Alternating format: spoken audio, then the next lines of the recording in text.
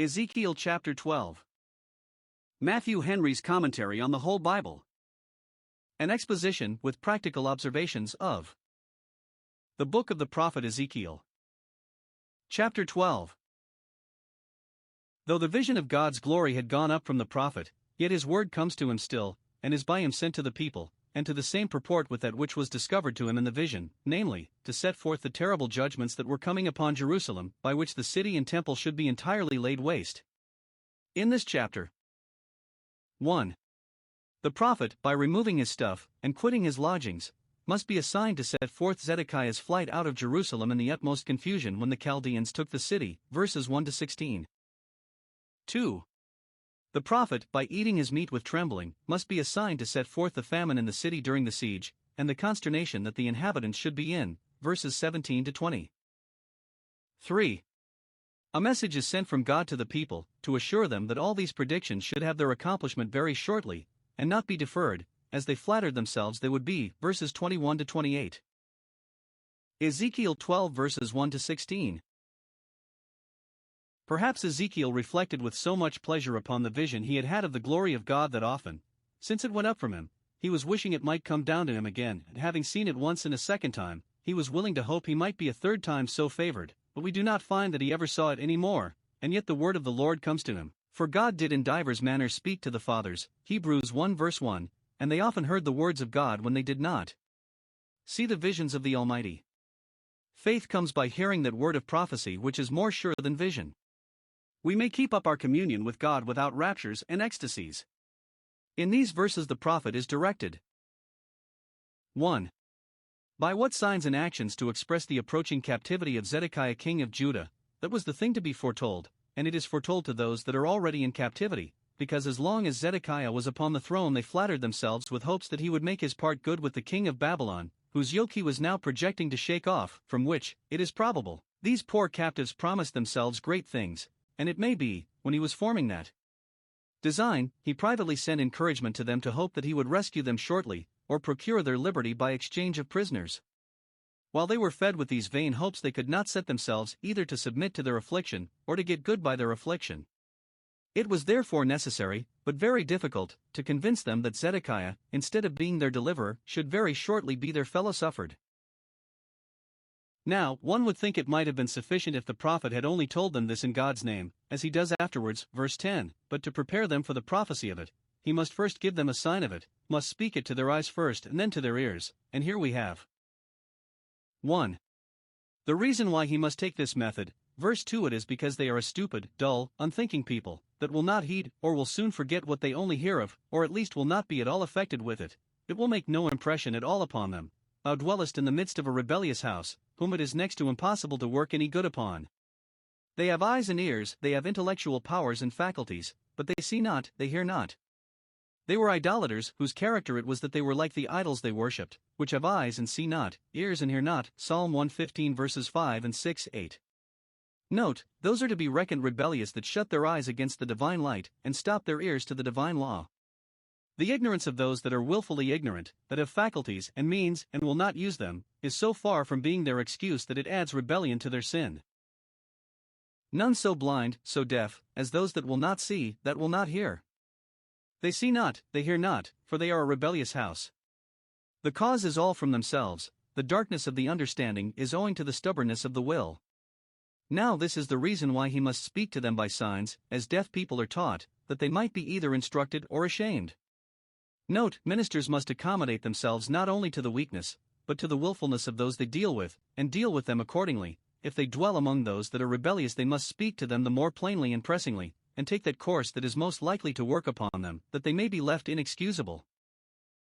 2. The method he just take to awaken and affect them. He must furnish himself with all necessaries for removing, verse 3, provide for a journey clothes and money. He must remove from one place to another, as one unsettled and forced to shift. This he must do by day, in the sight of the people. He must bring out all his household goods, to be packed up and sent away, verse 4, and because all the doors and gates were either locked up that they could not pass through them, or so guarded by the enemy that they durst not, he must therefore dig through the wall, and convey his goods away clandestinely through that breach in the wall, verse 5. He must carry his goods away himself upon his own shoulders, for want of a servant to attend him, he must do this in the twilight, that he might not be discovered, and, when he has made what shift he can to secure some of the best of his effects, he must himself steal away at evening in their sight, with fear and trembling, and must go as those that go forth into captivity. Verse 4, that is, he must cover his face. Verse 6, as being ashamed to be seen and afraid to be known, or in token of very great sorrow and concern, he must go away as a poor broken tradesman who, when he is forced to shut up shop, hides his head, or quits his country. Thus Ezekiel must be himself assigned to them, and when perhaps he seemed somewhat backward to put himself to all this trouble, and to expose himself to be bantered and ridiculed for it, to reconcile him to it, God says, verse 3, it may be they will consider, and will by it be taken off from their vain confidence, though they be a rebellious house. Note, we must not despair even of the worst, but that yet they may be brought to bethink themselves and repent, and therefore we must continue the use of proper means for their conviction and conversion, because, while there is life, there is hope. And ministers must be willing to go through the most difficult and inconvenient offices, for such was this of Ezekiel's removing, though there be, but it may be of success.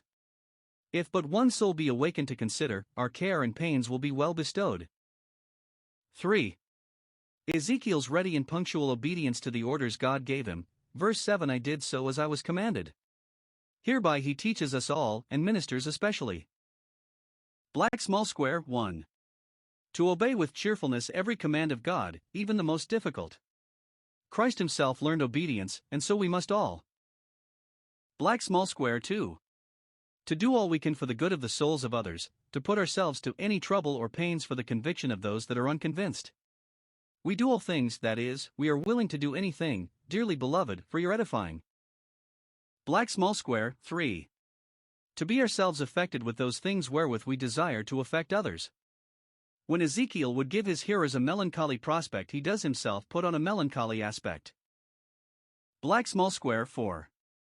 To sit loose to this world and prepare to leave it, to carry out our stuff for removing, because we have here no continuing city. Arise, depart, this is not your rest, for it is polluted. Thou dwellest in a rebellious house, therefore prepare for removing, for who would not be willing to leave such a house, such a wicked world as this is? 2. He is directed by what words to explain those signs and actions, as Agabus, when he bound his own hands and feet, told whose binding was thereby signified. But observe, it was not till morning that God gave him an exposition of the sign, till the next morning, to keep up in him a continual dependence upon God for instruction. As what God does, so what he directs us to do, perhaps we know not now, but shall know hereafter. 1. It was supposed that the people would ask the meaning of this saying, or at least they should. Verse 9, hath not the house of Israel said unto thee, what doest thou? Yes, I know they have. Though they are a rebellious house, yet they are inquisitive concerning the mind of God, as those, Isaiah 58 verse 2, who sought God daily. Therefore the prophet must do such a strange uncouth thing, that they might inquire what it meant, and then, it may be hoped, people will take notice of what is told them, and profit by it, when it comes to them in answer to their inquiries. But some understand it as an intimation that they had not made any such inquiries. Hath not this rebellious house so much as asked thee, what doest thou? No, they take no notice of it, but tell them the meaning of it, though they do not ask. Note, when God sends to us by his ministers, he observes what entertainment we give to the messages he sends us. He hearkens and hears what we say to them, and what inquiries we make upon them, and is much displeased if we pass them by without taking any notice of them. When we have heard the word, we should apply to our ministers for further instruction, and then we shall know if we thus follow on to know. 2.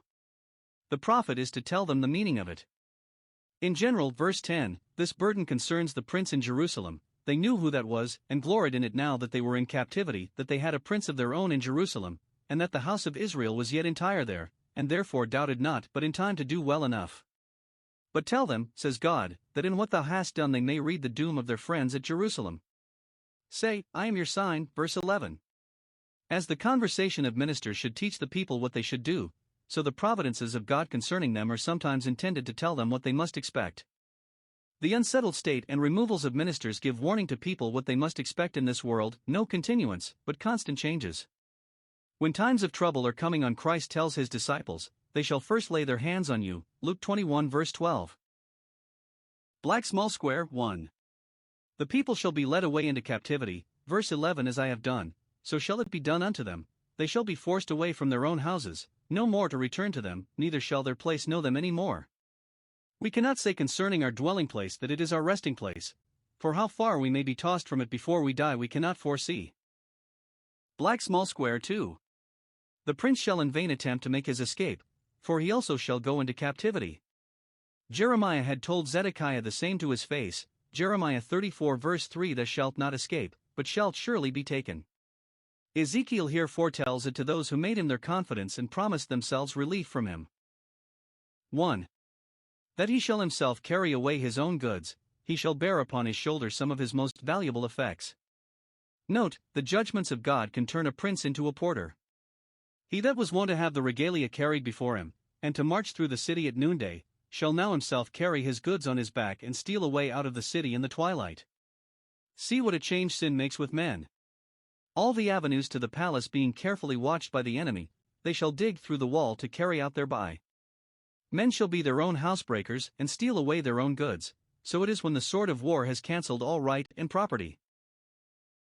2. That he shall attempt to escape in a disguise, with a mask or a visor on, which shall cover his face, so that he shall be able only to look before him, and shall not see the ground with his eyes. He who, when he was in pomp, affected to be seen, now that he is in his flight is afraid to be seen. Let none therefore either be proud of being looked at or overmuch pleased with looking about them, when they see a king with his face covered, that he cannot see the ground. 3.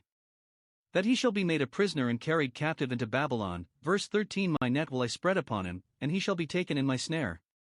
It seemed to be the Chaldeans' net and their snare, but God owns them for his. Those that think to escape the sword of the Lord will find themselves taken in his net. Jeremiah had said that King Zedekiah should see the king of Babylon, and that he should go to Babylon. Ezekiel says, he shall be brought to Babylon, yet he shall not see it, though he shall die there. Those that were disposed to cavil would perhaps object that these two prophets contradicted one another, for one said, he shall see the king of Babylon, the other said, he shall not see Babylon, and yet both proved true. He did see the king of Babylon at Riblah, where he passed sentence upon him for his rebellion, but there he had his eyes put out, so that he did not see Babylon when he was brought thither. These captives expected to see their prince come to Babylon as a conqueror, to bring them out of their trouble, but he shall come thither a prisoner, and his disgrace will be a great addition to their troubles. Little joy could they have in seeing him when he could not see them. 4. That all his guards should be dispersed and utterly disabled for doing him any service. Verse 14, I will scatter all that are about him to help him, so that he shall be left helpless.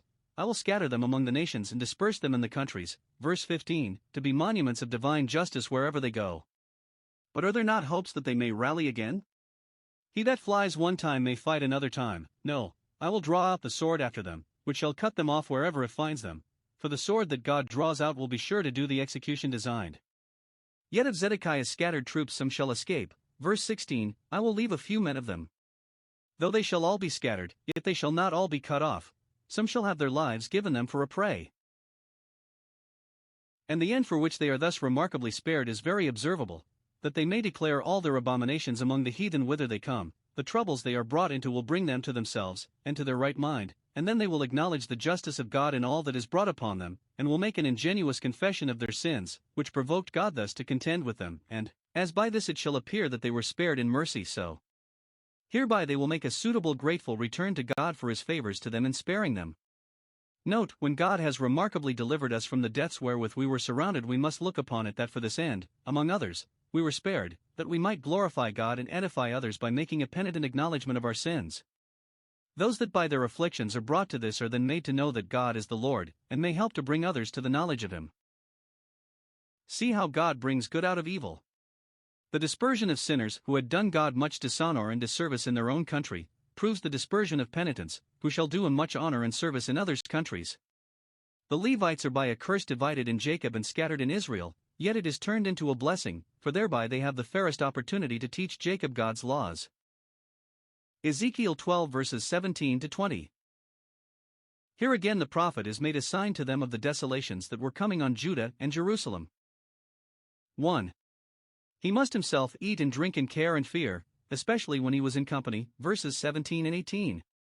Though he was under no apprehension of danger to himself, but lived in safety and plenty, yet he must eat his bread with quaking, the bread of sorrows, Psalm 127 verse 2, and drink his water with trembling and with carefulness, that he might express the calamitous condition of those that should be in Jerusalem during the siege. not that he must assemble and pretend to be in fear and care when really he was not, but having to foretell this judgment, to show that he firmly believed it himself, and yet was far from desiring it. In the prospect of it he was himself affected with grief and fear.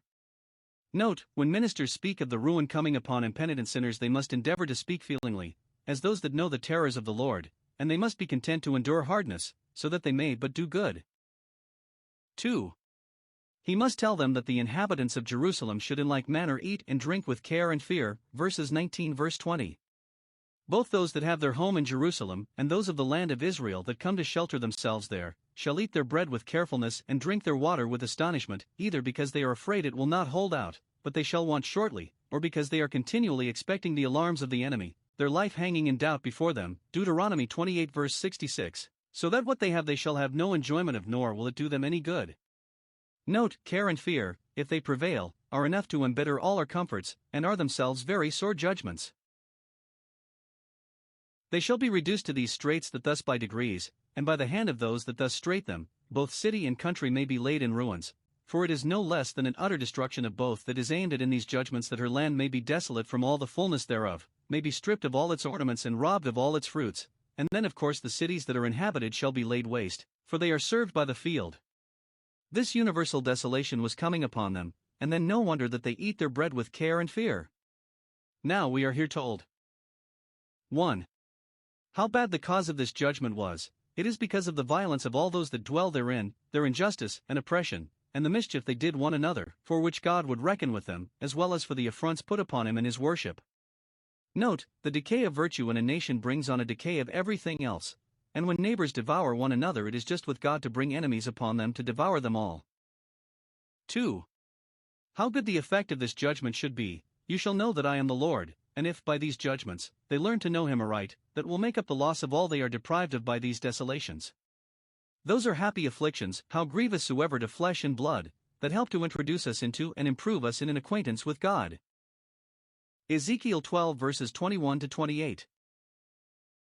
Various methods had been used to awaken this secure and careless people to an expectation of the judgments coming, that they might be stirred up, by repentance and reformation, to prevent them. The prophecies of their ruin were confirmed by visions, and illustrated by signs, and all with such evidence and power that one would think they must needs be wrought upon, but here we are told how they evaded the conviction, and guarded against it, namely, by telling themselves, and one another, that though these judgments threatened should come at last, yet they would not come of a long time. This suggestion, with which they bolstered themselves up in their security, is here answered, and shown to be vain and groundless, in two separate messages which God sent to them by the prophet at different times, both to the same purport. Such care, such pains, must the prophet take to undeceive them, verses 21 and 26. Observe. 1. How they flattered themselves with hopes that the judgments should be delayed. One saying they had, which had become proverbial in the land of Israel, verse 22. They said, the days are prolonged, the judgments have not come when they were expected to come, but seem to be still put off to die in DM from day to day, and therefore we may conclude that every vision fails, because it should seem that some do, that because the destruction has not come yet it will never come, we will never trust a prophet again, for we have been more frightened than hurt. And another saying they had, which, if it would not conquer their convictions, yet would cool their affections, and abate their concern, and that was, the vision is for a great while to come. It refers to events at a vast distance, and he prophesies of things which, though they may be true, are yet very far off, so that we need not trouble our heads about them. Verse 27, we may die in honor and peace before these troubles come. And, if indeed the troubles had been thus adjourned, they might have made themselves easy, as Hezekiah did. Is it not well if peace and truth shall be in my days? But it was a great mistake, and they did but deceive themselves into their own ruin, and God is here much displeased at it. 1. It was a wretched abuse of the patience of God who, because for a time he kept silence, was thought to be altogether such a one as themselves, Psalm 50 verse 21. That forbearance of God which should have led them to repentance hardened them in sin. They were willing to think their works were not evil because sentence against them was not executed speedily, and therefore concluded the vision itself failed, because the days were prolonged. 2. It received countenance from the false prophets that were among them, as should seem from the notice God takes, verse 24, of the vain visions, and flattering divinations, even within the house of Israel, to whom were committed the oracles of God.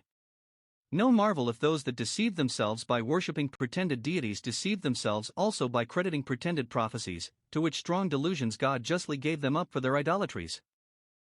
3.